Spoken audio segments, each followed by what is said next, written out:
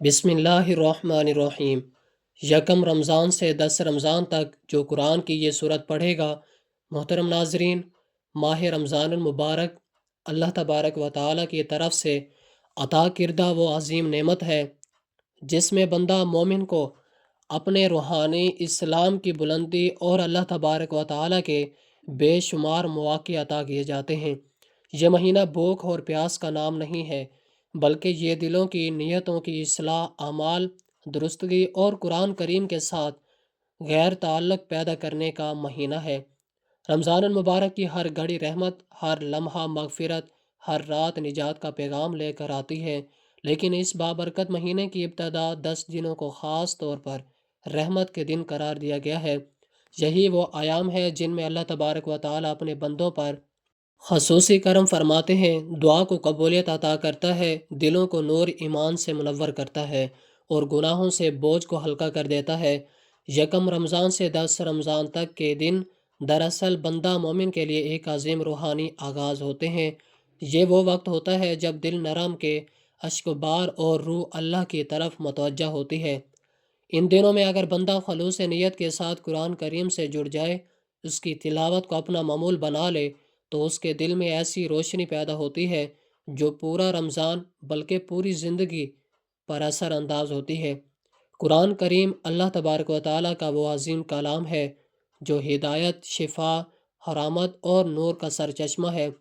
رمضان المبارک میں قرآن سے تعلق کا اجر کئی گنا بڑھا دیا جاتا ہے، جیسا کہ اللہ تعالیٰ خود فرماتا ہے کہ یہ مہینہ قرآن کے نزول کا مہینہ ہے اور اسی میں لوگوں کے لیے ہدایت اور حق و باطل کے درمیان فرق کو واضح کیا گیا ہے۔ قرآن کریم کی تلاوت میں اس الفاظ پڑھنے کا نام نہیں، بلکہ یہ اللہ تعالیٰ سے براہ راست گفتگو، اس کے احکامات کو سمجھنے اور اس پر عمل کرنے کی نیت باندھنے کا ذریعہ ہے۔ رمضان کے ابتدائی 10 دنوں میں قرآن کی تلاوت کا اہتمام انسان کو رحمت الہی کے حصار میں لے آتا ہے۔ یہی وجہ ہے کہ نبی صلی اللہ علیہ وآلہ وسلم نے رمضان المبارک میں قرآن کریم کے ساتھ خصوصی تعلق قائم فرمایا۔ حدیث مبارکہ سے معلوم ہوتا ہے کہ رسول اکرم صلی اللہ علیہ وسلم رمضان میں عام دنوں کی نسبت زیادہ سخاوت فرماتے ہیں اور قرآن کریم کی تلاوت اور سماعت کا خاص اہتمام کرتے ہیں۔ یہ اس بات کی دلیل ہے کہ رمضان اور قرآن کا آپس میں تعلق ہے اور اس خاص طور پر رمضان کے آغاز میں قرآن سے جڑنا پورے مہینے کی عبادت کو مضبوط بنیاد فراہم کرتا ہے۔ نبی صلی اللہ علیہ وآلہ وسلم نے ارشاد فرمایا کہ جو شخص ایمان اور ثواب کی نیت سے رمضان کے روزے رکھتا ہے، اس کے پچھلے تمام گناہ معاف کر دیے جاتے ہیں۔ ایک اور حدیث میں آتا ہے کہ رمضان کا پہلا عشرہ رحمت، دوسرا مغفرت اور تیسرا جہنم سے نجات ہے۔ یہ حدیث واضح طور پر اس حقیقت کی طرف اشارہ کرتی ہے کہ رمضان کی ابتدائی 10 دن اللہ تعالیٰ کی خصوصی رحمت کے دن ہیں، اور ان دنوں میں کی گئی عبادات، خصوصاً قرآن کریم کی تلاوت، بندے کو اللہ تعالیٰ کے بے پناہ فضل کے قریب کر دیتی ہے۔ حدیث مبارکہ میں قرآن کریم کی فضیلت بار بار بیان کی گئی ہے۔ نبی صلی اللہ علیہ وآلہ وسلم نے فرمایا کہ قرآن قیامت کے دن اپنے پڑھنے والے کے لیے سفارش کرے گا۔ ایک اور حدیث میں ارشاد فرمایا کہ تم میں سب سے بہتر وہ ہے جو قرآن سیکھے اور سکھائے۔ یہ تمام فرامین اس بات کی دلیل ہے کہ قرآن کریم کے ساتھ تعلق دنیا آخرت دونوں میں کامیابی کا ذریعہ ہے، اور رمضان کے ابتدائی 10 دن اس تعلق کو مضبوط کرنے کے لیے سب سے بہترین وقت ہے۔ قرآن کریم خود بھی اپنے عظمت اور اثرات کو بیان کرتا ہے۔ اللہ تعالیٰ فرماتا ہے کہ یہ قرآن لوگوں کے لیے ہدایت، دلوں کے لیے شفا اور اہل ایمان کے لیے رحمت ہے۔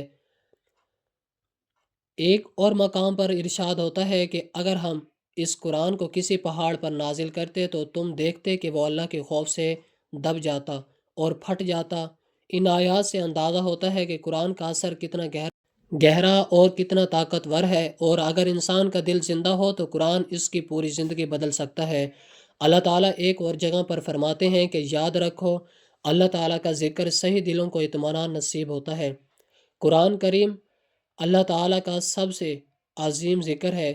رمضان کے ابتدائی 10 دنوں میں جب انسان قرآن کی تلاوت کو اپنا معمول بناتا ہے تو اس کے دل سے بے چینی، خوف اور مایوسی دور ہو جاتی ہے، اور اس کی جگہ سکون، یقین اور امید پیدا ہو جاتی ہے۔ یہی وجہ ہے کہ اہل علم اور اولیاء کرام ہمیشہ اس بات پر زور دیتے رہے ہیں کہ رمضان کے آغاز میں قرآن سے مضبوط تعلق قائم کر لیا جائے تاکہ پورا مہینہ نور اور برکت سے بھر جائے۔ قرآن کریم کی تلاوت کے بارے میں اللہ تعالیٰ یہ بھی فرماتا ہے کہ جب بندہ قرآن پڑھا جائے تو اسے غور سے سنو اور خاموش رہو تاکہ تم پر رحم کیا جائے۔ یہ آیت اس بات کی دلیل ہے کہ قرآن کی تلاوت اور سماعت دونوں رحمت الہی کے نزول کا سبب بنتی ہے۔ رمضان کے ابتدائی دنوں میں اگر بندہ اس نیت کے ساتھ قرآن کریم کی تلاوت کرے اللہ تبارک و تعالیٰ کی رحمت اور اس پر نازل ہو تو یقین وہ ان خوش نصیب لوگوں میں شامل ہو جاتا ہے جن پر اللہ تعالیٰ خصوصی کرم فرماتا ہے۔ نبی صلی اللہ علیہ وآلہ وسلم نے ایک اور حدیث میں فرمایا کہ اللہ تعالیٰ کی کچھ خاص لوگ ہوتے ہیں۔ صحابہ کرام رضی اللہ تعالیٰ عنہ نے عرض کیا، یا رسول اللہ صلی اللہ علیہ وآلہ وسلم وہ کون ہیں؟ آپ صلی اللہ علیہ وآلہ وسلم نے فرمایا، وہ قرآن والے ہیں، وہی اللہ کے خاص اور اس کے مقرب بندے ہیں۔ اس حدیث سے یہ بالکل بات واضح ہو جاتی ہے کہ قرآن کی تلاوت اور اس سے تعلق رکھنے والے شخص اللہ تعالیٰ کے خاص بندوں میں شامل ہو جاتا ہے، اور رمضان کے ابتدائی 10 دن اس مقام کے حصول کا بہترین موقع ہے۔ قرآن کریم میں اللہ تعالیٰ فرماتا ہے کہ یہ ایک بابرکت کتاب ہے جسے ہم نے نازل کیا تھا کہ لوگ اس کی آیات میں غور و فکر کریں اور عقل والے نصیحت کریں۔ اور رمضان کے آغاز میں قرآن کے ساتھ وقت گزارنا دراصل اپنے دل اور دماغ کو اللہ تعالیٰ کی ہدایت کے تابع کرنے کا اعلان ہے۔ یہی وہ بنیاد ہے جس پر ایک کامیاب، باعمل اور بابرکت رمضان کی عمارت کھڑی ہوتی ہے۔ یکم رمضان سے 10 رمضان تک کا وقت ایک عظیم رحمت، بے مثال برکت اور روحانی انقلاب کا دور ہے۔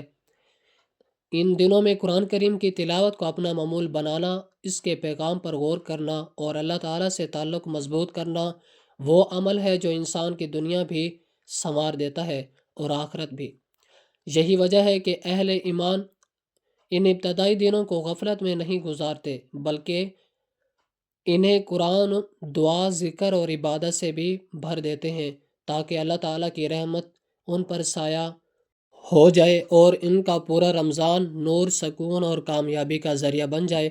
تو ناظرین، ہمارا آج کا وظیفہ بھی قرآن پاک کی بہت ہی پیاری سورہ مبارکہ کو رمضان کے ابتدائی 10 دنوں میں پڑھنے کا عمل ہے۔ تو قرآن پاک کی اس سورت کو جاننے کے لیے گزارش ہے کہ ویڈیو کو آخر تک لازمی دیکھیے گا۔ محترم ناظرین، رمضان کا مہینہ دراصل رحمتوں کی وہ خاموش وارث ہے جو دلوں کو دھو دیتی ہے، نصیب بھی بند دروازے پر دستک دیتے ہیں اور قسمت کے سوئے ہوئے چراغ جلا دیتی ہے۔ یہ وہ مہینہ ہے جس میں آسمان کے دروازے غیر معمولی طور پر کھلے ہوتے ہیں۔ بہرحال اللہ تعالیٰ اپنے بندوں کو خاص نظر کرم سے دیکھ رہا ہوتا ہے۔ افسوس کہ ہم میں سے اکثر لوگ اس مہینے کی قدر نہیں کرتے، اسے عام دنوں کی طرح گزار دیتے ہیں، حالانکہ یہی وہ وقت ہے جب انسان ذکر و اذکار، تسبیح اور تلاوت قرآن پاک کر کے اللہ تعالیٰ کی رحمت کو سمیٹ لے سکتا ہے۔ یہ مہینہ قرآن کی طرف پلٹ آنے کا بہترین مہینہ ہے کیونکہ اسی مہینے میں قرآن کا نزول ہوا۔ قرآن صرف پڑھنے کی کتاب نہیں بلکہ یہ قسمت لکھنے والی کتاب ہے۔ یہ دونوں کی بیماریوں کی شفا ہے، یہ رزق کی کنجی ہے، یہ تنگی سے نکلنے کا راستہ ہے۔ جب کوئی بندہ رمضان کے مہینے میں خاص نیت کے ساتھ قرآن کی اس مبارک سورت کی تلاوت کرتا ہے تو گویا وہ اپنی تقدیر کے کاغذ پر نور سے نئی سطریں لکھ رہا ہوتا ہے۔ یہ وہ لمحات ہیں جن میں انسان پر سے ان تمام مصیبت ہٹا دی جاتی ہے۔ جو شخص ان لمحات کی قدر کر لیتا ہے اس پر اللہ تعالیٰ کی خاص رحمتیں برسنے لگتی ہیں۔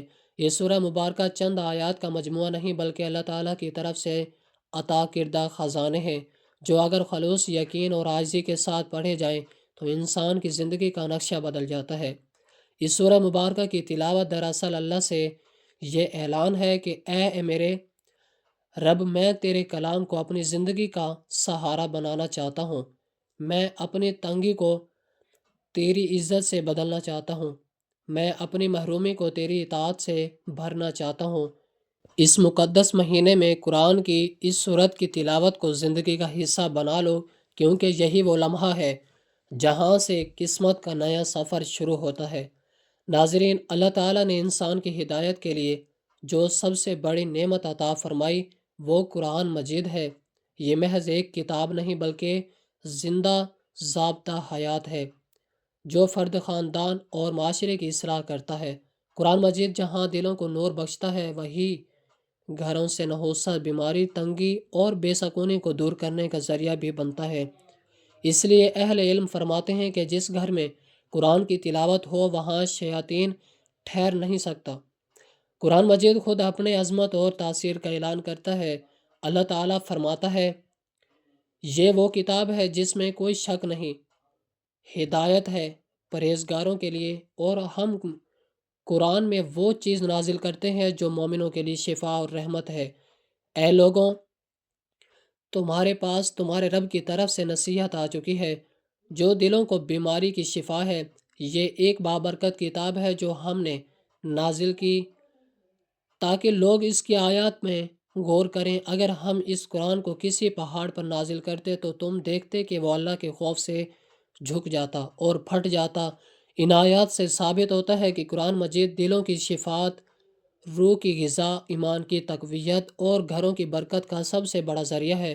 ماہ رمضان کو اہل سنت قرآن کا مہینہ بھی کہا کرتے تھے، کیونکہ یہی وہ وقت ہے جب وہ رمضان میں قرآن کے ساتھ اللہ تبارک و تعالی سے تعلق مضبوط کرتے تھے۔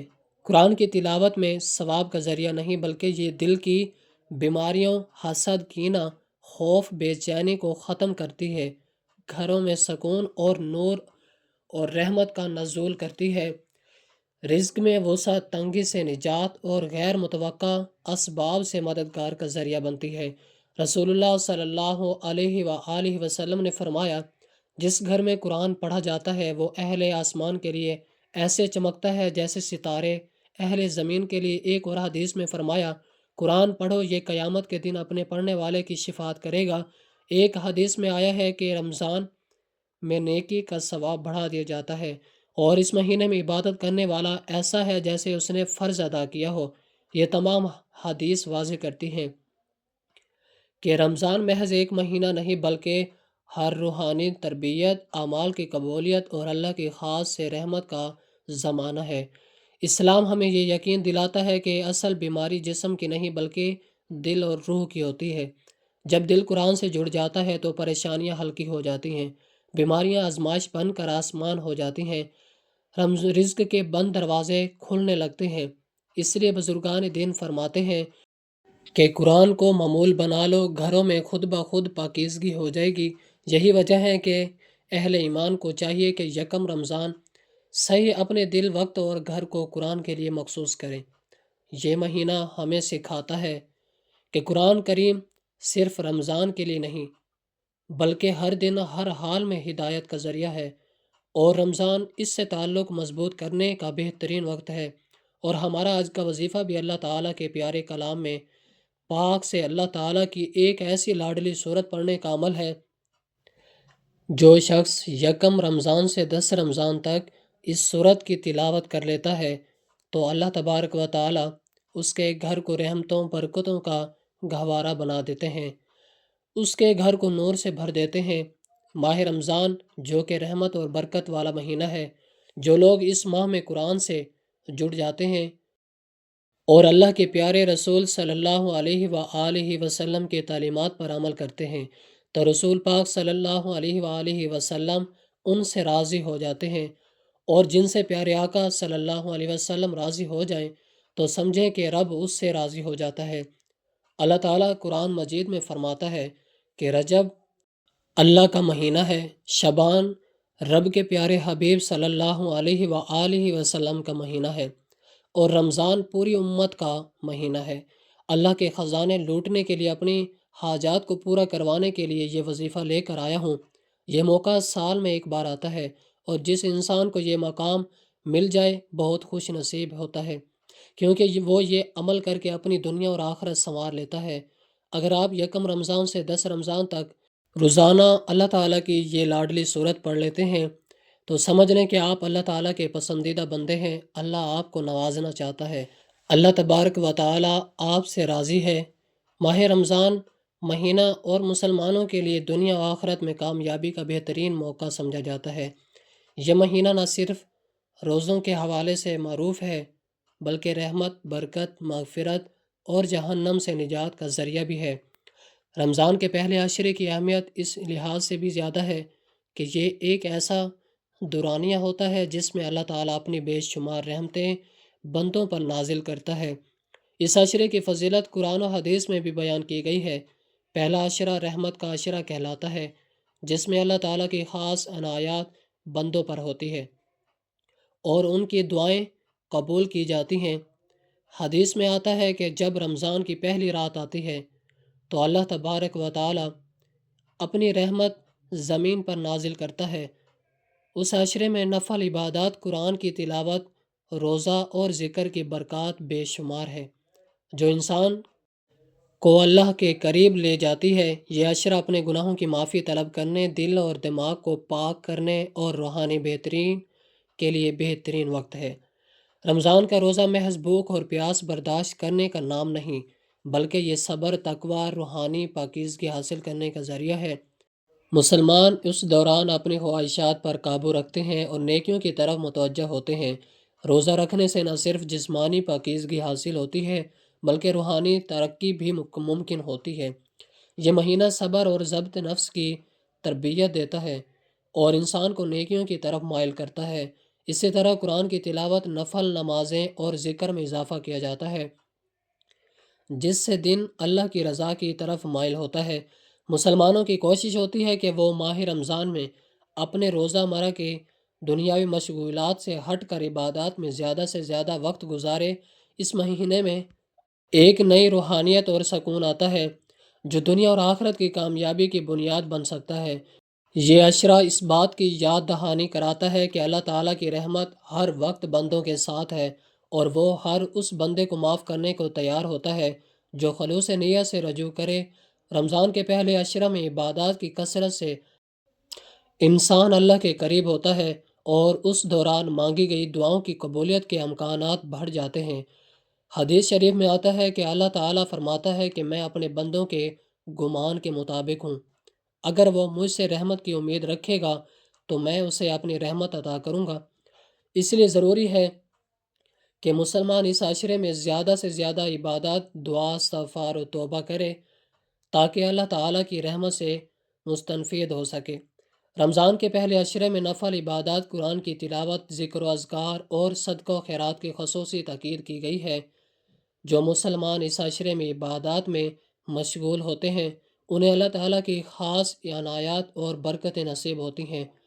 روزے کی حالت میں صبر اور ضبط نفس کی مشق کی جاتی ہے جو انسان کو اخلاقی اور روحانی طور پر بہتر بناتی ہے۔ یہ ایک ایسا موقع ہوتا ہے جس میں انسان اپنی زندگی میں بہتری لا سکتا ہے اور اپنی عادات میں مثبت تبدیلیاں پیدا کر سکتا ہے۔ اللہ تعالیٰ نے اس مہینے کو انسان کے لیے ایک ایسا خاص موقع بنایا ہے جس میں وہ اپنی گناہوں بری زندگی سے نکل کر نیک اعمال کی طرف متوجہ ہو سکے۔ جو لوگ رمضان کے پہلے عشرہ میں اللہ تعالیٰ کی رحمت کے طلبگار ہوتے ہیں انہیں اللہ تبارک و تعالیٰ بے شمار برکتوں اور انعامات سے نوازتا ہے۔ رمضان کے اس سے پہلے عشرے کو اپنی زندگی میں تبدیلی لانے کا بہترین موقع سمجھ کر اس سے بھرپور فائدہ اٹھانا چاہیے تاکہ انسان دنیا آخرت میں کامیاب ہو سکے۔ ناظرین، قرآن پاک کی تلاوت کرنا، 5 وقت کی نماز پڑھنا، اللہ تعالیٰ کا شکر ادا کرنا، غریبوں اور مجبوروں کی مدد کرنا، گناہوں پر نادم ہو کر معافی مانگنا، ماں باپ اور رشتہ داروں کے ساتھ اچھا برتاؤ کرنا گھروں میں خوشحالی لانے کے اسباب ہیں۔ اگر آج ہم صدق دل سے بے برکتی والی چیزوں سے اعتراف کریں اور برکت والی چیزوں کو اپنانے کا تعین کریں تو ہمارے گھر سے بے برکتی کا خاتمہ اور برکت کا نزول ہوگا، ورنہ خسارہ ہی خسارہ ہوگا۔ اس کے برعکس نماز میں سستی کرنا، گناہ کرنا، خصوصاً جھوٹ بولنا، نیک اعمال میں ٹال مٹول کرنا، بغیر ہاتھ دھوئے کھانا کھانا، ماں باپ کے لیے دعائیں خیر نہ کرنا، اندھیرے میں کھانا کھانا، دروازے پر بیٹھ کر کھانا، بغیر دسترخوان بچھائے کھانا، دانتوں سے روٹی کترنا، چینی یا رکھنا کھانے کے بعد، جس برتن میں کھانا کھایا اسی میں ہاتھ دھونا، کھانے پینے کے برتن کے کھلے چھوڑنا، دسترخوان پر گرے ہوئے کھانے وغیرہ کے ذرے اٹھانے میں سستی کرنا، گھر میں مکڑی کے جالے لگے رہنے دینا، چراغ کو پھونک مار کر بجھانا، ٹوٹی ہوئی کنگھی استعمال کرنا وغیرہ تنگ دستی بے برکتی کے اسباب ہیں۔ روزی میں برکت کے طالب کو چاہے کہ وہ بے برکتی کے اسباب پر نظر رکھتے ہوئے ان سے نجات کی ہر ناممکن کوشش کرے، اور یہ بھی واضح ہو کہ کثرت گناہ کی وجہ سے رزق میں برکت ختم ہو جاتی ہے۔ اس لیے گناہوں سے بچنے کی ہر صورت کوشش کریں، کیونکہ کثرت گناہ آفات کے نزول کا سبب بھی ہے۔ مشائخہ فرماتے ہیں کہ وہ دو چیزیں کبھی جمع نہیں ہو سکتی: مفلسی اور چاہت کی نماز کا پابند ہوگا وہ کبھی نفلس نہ ہوگا۔ غربت، بے روزگاری اور تمام مشکلات کا خاتمہ اس وقت ہوگا جب خوشحالی کے ذرائع کو اپنایا جائے گا۔ ایک شخص نے رسول خدا صلی اللہ علیہ وسلم کی خدمت میں عرض کیا، میں چاہتا ہوں کہ میرا رزق وسیع ہو جائے، اس کے لیے میں کیا کروں؟ رسول خدا صلی اللہ علیہ وآلہ وسلم نے فرمایا، ہمیشہ باوضو رہا کرو، اسے تمہارے رزق میں وسعت ہوگی۔ رسول اللہ صلی اللہ علیہ وآلہ وسلم نے فرمایا، کثرت سے صدقہ دیا کرو، اس سے تمہیں رزق ملے گا۔ ناظرین محترم، برکت کا مطلب دولت کی کثرت نہیں بلکہ کفایت ہے، یعنی ضرورت کے لیے کافی ہو جانا۔ الگ الگ فرماتا ہے کہ اے ابن آدم، تمہاری محتاجی کا دروازہ بند کر دوں گا۔ رزق میں برکت کے اسباب بہت زیادہ ہیں، مثلا توبہ، استغفار، اللہ سے ڈرنا، گناہوں سے بچنا، عبادت میں توکل، اللہ کے راستے میں خرچ کرنا، طالب علموں پر خرچ کرنا، رشتہ داروں کے ساتھ حسن سلوک، کمزوروں کے ساتھ حسن سلوک، نیت یا دیگر حجمہ عمرہ کرنا، اللہ کے راستے میں ہجرت کرنا، شادی کرنا وغیرہ۔ یہ وہ 10 اصول ہیں جس کے بارے میں قرآن و حدیث میں وضاحت ہے کہ ان سے بندے کے رزق میں اضافہ ہوتا ہے اور ان کی تنگی دور کر دی جاتی ہے۔ لیکن انسان کو ہمیشہ یہ بات یاد رکھنی چاہیے کہ اصل بے نیاز تو اللہ کی ذات ہے۔ انسان کی بے نیازی یہ ہے کہ وہ اس غنی ذات کے سوا پوری دنیا سے بے نیاز ہو جائے اور یہ سمجھ لے کہ جو کچھ اسے ملے گا اسی سے ملے گا، غیر کے آگے ہاتھ پھیلانا بیکار ہے۔ خدا کی رضا کار سازی کا یقین دلوں کو قناعت و اطمینانیت کی دولت سے مالا مال کرتا ہے۔ نہ شخص کسی کے زیور پر نظر نہیں رکھتا بلکہ اس کی نگاہ ہمیشہ پروردگار عالم کی شان پر رہتی ہے۔ مال و دولت کی حرص کا خاتمہ نہیں ہوتا، اس لیے قناعت ضروری ہے۔ نبی کریم صلی اللہ علیہ وآلہ وسلم کا ارشاد ہے کہ مالداری مال و اسباب کی کثرت کا نام نہیں بلکہ اصل مالداری دل کی مالداری ہے۔ حضرت ابو ذر رضی اللہ تعالی عنہ روایت ہے کہ رسول اللہ صلی اللہ علیہ وآلہ وسلم نے مجھ سے ارشاد فرمایا کہ ابو ذر، تمہارے خیال میں مال کی کثرت کا نام تو نگری ہے؟ میں نے عرض کیا، جی ہاں۔ پھر فرمایا، تو تمہارے خیال میں مال کی قلت کا نام محتاجی ہے؟ میں نے کہا، جی ہاں۔ آپ نے دل کی بے نیازی ہے اور محتاجی دل کی محتاجی ہے۔ ناظرین محترم، چلتے ہیں عمل کی جانب اور آپ کو بتاتے ہیں کہ آپ نے یکم رمضان سے 10 رمضان تک اللہ تبارک و تعالیٰ کے پاک کلام سے کون سی سورت مبارکہ پڑھنی ہے۔ تو ناظرین، یہ قرآن پاک کی بہت ہی پیاری سورت ہے، سورت اخلاص ہے۔ یہ سورت آپ یکم رمضان سے 10 رمضان تک کسی بھی وقت پڑھ سکتے ہیں۔ اگر آپ کسی نماز کے بعد پڑھنا چاہیں تو زیادہ افضل ہے۔ اس کے لیے آپ نے باوضو حالت میں سب سے پہلے حضور پاک صلی اللہ علیہ وآلہ وسلم کی ذات اقدس پر درود پاک کا نذرانہ پیش کرنا ہے۔ درود پاک آپ کوئی سا بھی پڑھ سکتے ہیں۔ ایک بار ثواب کے نیت سے میرے ساتھ بھی درود پاک پڑھ لیں۔ اللہم صلی علی محمد وعلی آل محمد کما صلیت علی ابراہیم وعلی آل ابراہیم انکا حمید مجید۔ اللہم بارک علی محمد وعلی آل محمد کما بارکت علی ابراہیم وعلی آل ابراہیم انکا حمید مجید۔ درود پاک پڑھنے کے بعد آپ نے کلمہ طیبہ لا الہ الا اللہ محمد رسول اللہ 100 مرتبہ پڑھنا ہے، یعنی ایک مکمل تسبیح پڑھنی ہے۔ اس کلمے کی فضیلت یہ ہے کہ یہ ایمان کی جان ہے، یہ گناہوں کو جلا دیتی ہے، یہ دل کو زندہ کرتا ہے اور بندے کو اللہ کے قریب لے آتا ہے۔ پہلا کلمہ پڑھنے کے بعد آپ نے اللہ تعالیٰ کے دو مبارک نام یا وہاب یا رزاق کو مکمل ایک تسبیح 100 مرتبہ پڑھنی ہے، اور اس کے بعد آپ نے یہ آیت 33 مرتبہ پڑھنی ہے: حسبی اللہ لا الہ الا ہوا علیہ توکلت وہو رب العرش العظیم۔ مجھے اللہ کافی ہے، اس کے سوا کوئی معبود نہیں، میں نے اس پر بھروسہ کیا اور وہی عرش عظیم کا مالک ہے۔ 33 مرتبہ یہ آیت پڑھنے کے بعد آپ نے 11 مرتبہ سورۃ اخلاص پڑھ لینی ہے۔ بسم اللہ الرحمن الرحیم۔ سورۃ اخلاص پڑھنے کی فضیلت یہ ہے کہ یہ اللہ تعالیٰ کی وحدانیت کا اعلان ہے، یہ قبر کے عذاب سے حفاظت کا ذریعہ بنتی ہے، یہ رزق میں برکت کا سبب بنتی ہے، اور یہ بندے کے حق میں اللہ تعالیٰ کے سامنے سفارش کرتی ہے۔ 11 مرتبہ سورۃ اخلاص پڑھنے کے بعد آپ نے اتنا ہی درود پاک پڑھ لینا ہے جتنا عمل کے شروع میں پڑھا تھا۔